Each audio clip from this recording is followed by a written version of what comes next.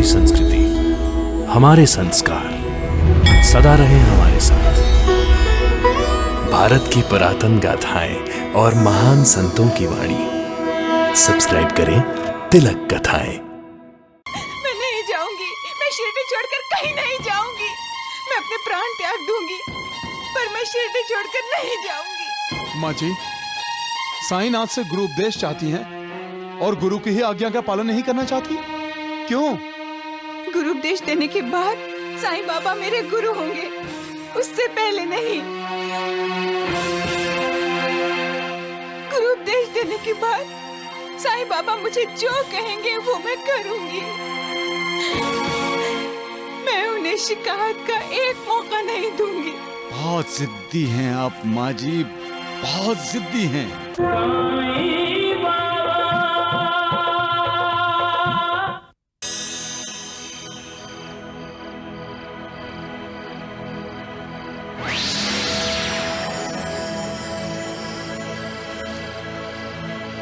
राधा भाई,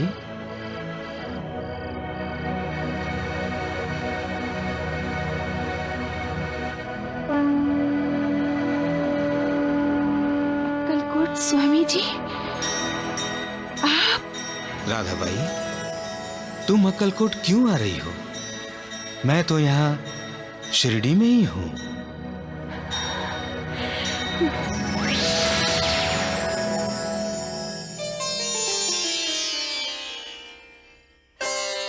मुझे अक्कलकोट स्वामी का साक्षात्कार हुआ। अब मैं शिरडी छोड़कर नहीं जाऊंगी। साईं बाबा से ही गुरु उपदेश लूंगी। साक्षात्कार क्या है? साक्षात्कार सत्य का, सच का आईना है। साक्षात्कार वास्तव का ज्ञान है। साक्षात्कार का मतलब है अपनी गलतियों का एहसास होना।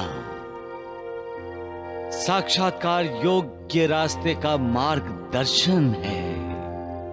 साक्षात्कार हमें बताता है कि सिर्फ मालिक ही हमारा सच्चा दोस्त है। साक्षात्कार से ही हम जानते हैं कि इस विशाल दुनिया में हम अकेले नहीं हैं, मालिक हमारे साथ है। साक्षात्कार ज्ञान का आविष्कार है, हमारी सत विवेक बुद्धि की आवाज है। साक्षात्कार होने का अर्थ ही है हमारी आंखों का खुल जाना। क्या ठीक है, क्या गलत, हमें इसका परिचय होना। कौन हमारा है, कौन अपना है, कौन पराया है, इसकी जानकारी होना।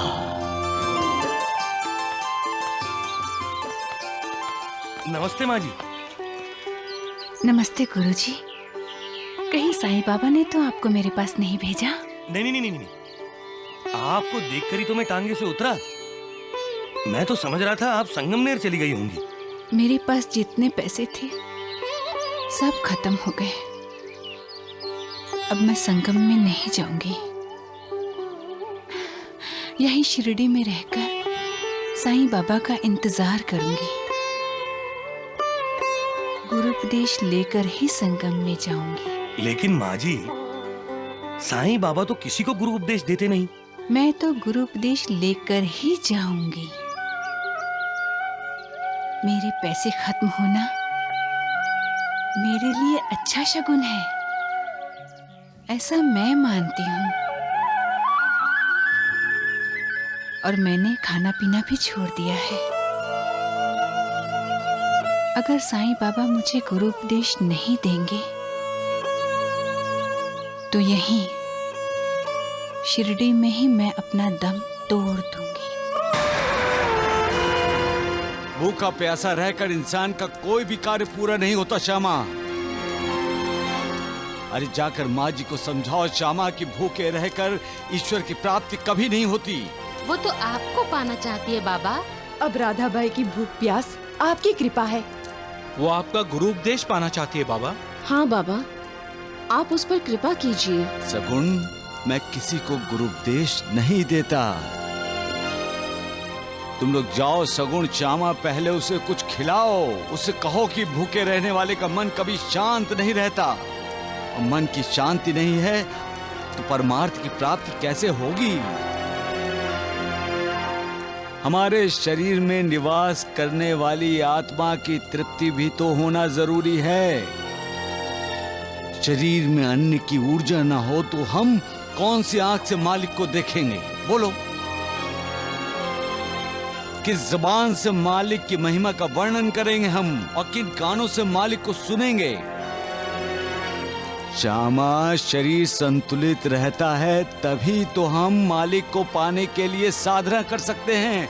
अरे राधा भाई से कह दो कि उसे खाना पीना छोड़ने की जरूरत नहीं है। अगर वो नहीं मानती तो उसे तांगे पर बिठाकर गांव भेज दो। जाओ। छोड़ दीजिए, मैं शिरडी छोड़कर नहीं जाऊंगी। छोड़ दीजिए, अगर लेकर जाना है तो मुझे साईं बाबा के पास लेकर चलिए। मैं शिरडी छोड़कर नहीं जाऊंगी। आप अपने आप को साईं बाबा के भक्त मानते हो और मुझसे ऐसा बर्ताव करते हो। माँ जी, साईं बाबा की ही आज्ञा है कि आपको आपके गांव भेज दिया जाए। मैं नहीं जाऊंगी, मैं शिरडी छोड़कर कहीं नहीं जाऊंगी। मैं अपने प्राण त्याग दूंगी, पर मैं शिरडी छोड़कर नहीं जाऊंगी। माँ जी, साईनाथ से गुरु उपदेश चाहती हैं और गुरु की ही आज्ञा का पालन नहीं करना चाहती? क्यों? गुरु उपदेश देने के बाद साईं बाबा मेरे गुरु होंगे, उससे पहले नहीं। गुरु उपदेश देने के बाद साईं बाबा मुझे जो कहेंगे वो मैं करूंगी। मैं उन्हें शिकायत का एक मौका नहीं दूंगी। बहुत जिद्दी हैं आप माँ जी, बहुत जिद्दी हैं। लेकिन आपने सुना नहीं माँ जी, बाबा किसी को गुरु उपदेश नहीं देते। अगर बाबा मुझे गुरु उपदेश देने के लायक नहीं समझते तो मैं यहीं अपने प्राण त्याग दूंगी, पर मैं शिरडी छोड़कर नहीं जाऊंगी, कहीं नहीं जाऊंगी।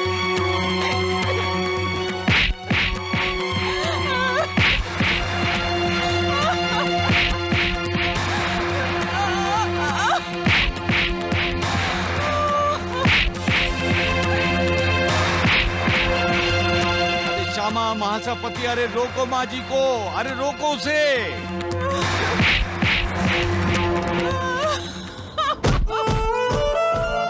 माँ जी, ये आप क्या कर रही हैं? अपने आप को संभालिए। अरे राधा भाई, ये क्या पागलपन है? मुझे साईं बाबा के पास ले चलिए। चलिए माँ जी, चलिए, हम आपको द्वारिका माई लेकर जाएंगे।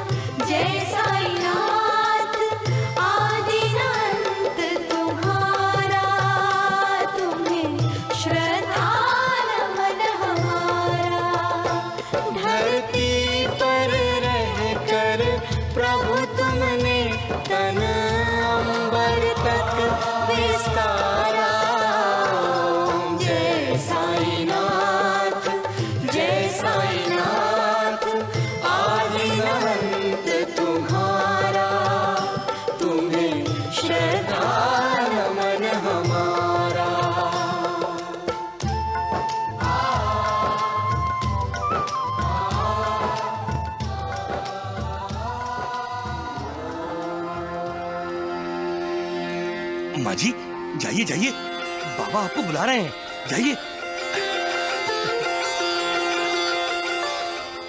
माँ जी, क्यों अपने आप को तकलीफ दे रही हैं?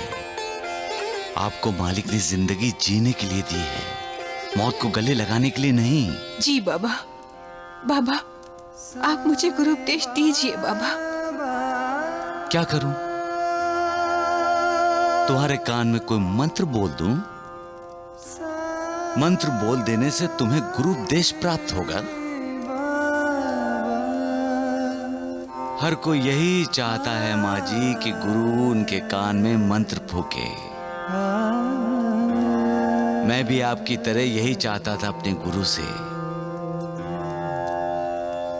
लेकिन उन्होंने कभी मेरे कान में कोई मंत्र नहीं फूका, ना ही कोई गुरु उपदेश दिया। बाबा, तो आपको शिक्षा क्या दी उन्होंने? लंबे समय तक उनकी सेवा करने के बाद एक दिन उन्होंने मुझसे 2 पैसे मांगे। 2 पैसे बाबा? अर्थात एक दृढ़ निष्ठा, श्रद्धा और दूसरा धैर्य और सबरी। मैंने 12 बरस तक उनकी सेवा की, उनके श्री चरणों में ही खो गया था मैं। उनके अलावा सब भूल गया था। उनका हर एक शब्द मेरे लिए वेद वचन था। ये उनकी तरफ मेरी श्रद्धा थी, विश्वास था। ये थी उन्हें दी हुई 1 पैसे की दक्षिणा। और दूसरा पैसा बाबा? धैर्य, सबरी। गुरु पर अविश्वास न दिखाते हुए मैं धैर्य से उनकी सेवा करता रहा। उनके कृपा आशीर्वाद की प्रतीक्षा करता रहा, लेकिन कभी भी अपना धैर्य नहीं खोया, ना ही कभी मौत को गले लगाने का सोचा। माँ जी, धैर्य ही मनुष्य में मनुष्यत्व है। धैर्य इंसान का उद्धार करता है। धैर्य इंसान की हर मुश्किल आसान करने वाला रास्ता दिखाता है। धैर्य ही इंसान को निर्भय बनाता है और किसी भी मोह के अधीन होने से बचाता है।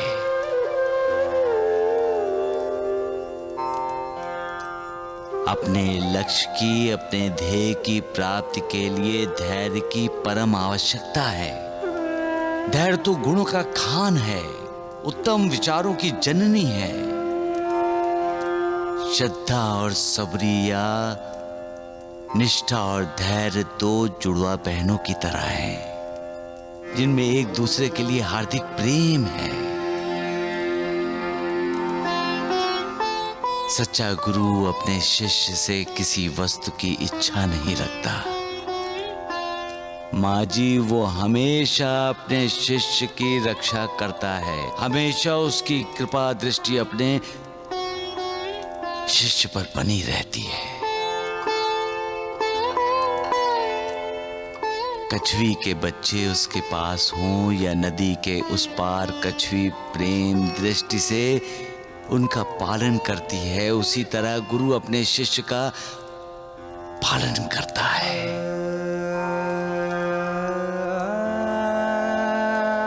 माँ जी, मेरे गुरु ने तो मुझे कोई मंत्र नहीं सिखाया, ना ही उन्होंने मुझे किसी मंत्र की दीक्षा दी। तो मैं तुम्हारे कान में कौन सा मंत्र फूंकूं?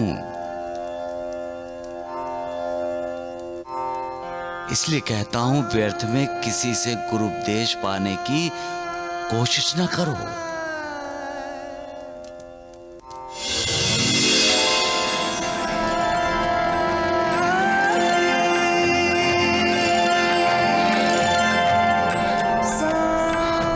सदैव मेरा ही स्मरण करो, मेरा ही चिंतन करो। श्रद्धा और सबरी से मेरे बताए हुए मार्ग को अपने जीवन का लक्ष्य बनाओ। तुम्हें निसंदेह परमार्थ की प्राप्ति होगी। मेरी ओर अनन्य भाव से देखो, तुम भी मुझे वैसे ही भाव से तुम्हारी ओर देखते हुए पाओगे। जैसी तुम्हारी श्रद्धा है, उसी तरह मैं तुम्हारी सहायता करूंगा। मैं कभी झूठ नहीं बोलता हूं। परमार्थ की प्राप्ति के लिए कोई साधन करने की अथवा शास्त्र अध्ययन करने की जरूरत नहीं है। सिर्फ मुझ पर श्रद्धा रखो और विश्वास करो। तुम अपना लक्ष्य, अपना ध्येय पालोगे। विश्वास रखो कि सद्गुरु ही करता है, सद्गुरु ही तारनहार है और सद्गुरु ही पालनहार है। जो सद्गुरु की इन 3 विशेषताओं को जानता है, पहचानता है, वो सद्गुरु की हरि, हर और ब्रह्मा अर्थात ब्रह्मा विष्णु महेश का अवतार समझता है।